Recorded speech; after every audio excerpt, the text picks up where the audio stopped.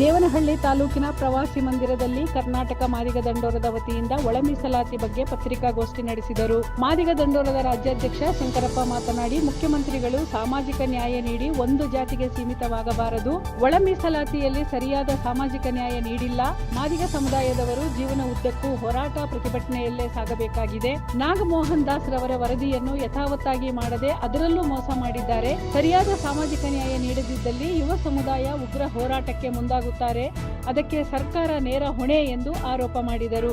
ನಾಗಮೋಹನ್ ದಾಸ್ ವರದಿನ ಸರ್ಕಾರಕ್ಕೆ ಅಂಗೀಕಾರ ಮಾಡಿ ಅದನ್ನು ABCDE ಗುಂಪುಗಳಾಗಿ ಕೊಟ್ಟಿರತಕ್ಕಂಥ ವರದಿನ ABC ಮಾಡಿ ಅಲ್ಲಿ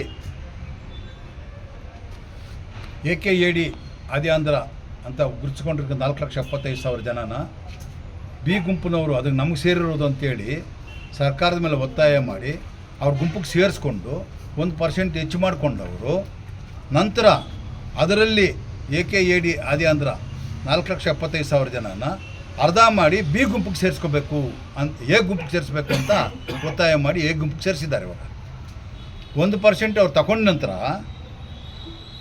1% ಅವ್ರು ತಗೊಂಡು ಅರ್ಧ ನಮಗೆ ಸಂಖ್ಯೆ ಮಾತ್ರ ಕೊಟ್ಟರೆ ಅದು ಯಾವ ನ್ಯಾಯ?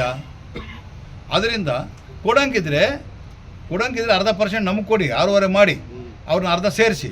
ಇಲ್ವಾ ನಿಮ್ಗೆ ಸೇರಿಸ್ಕೊಂಡಿದ್ದೀರಾ ನೀವು ಮುಡ್ಕೊಳ್ಳಿ.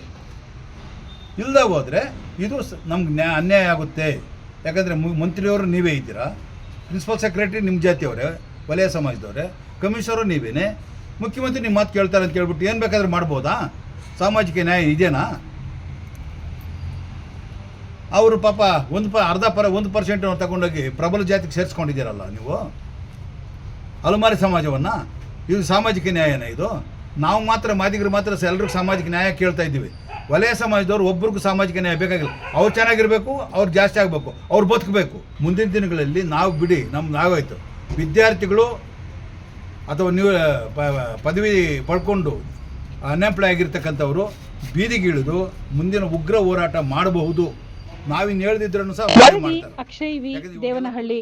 ಮೆಂಡು ನ್ಯೂಸ್ ನೆಟ್ವರ್ಕ್, ಸತ್ಯದ ಕನ್ನಡಿ.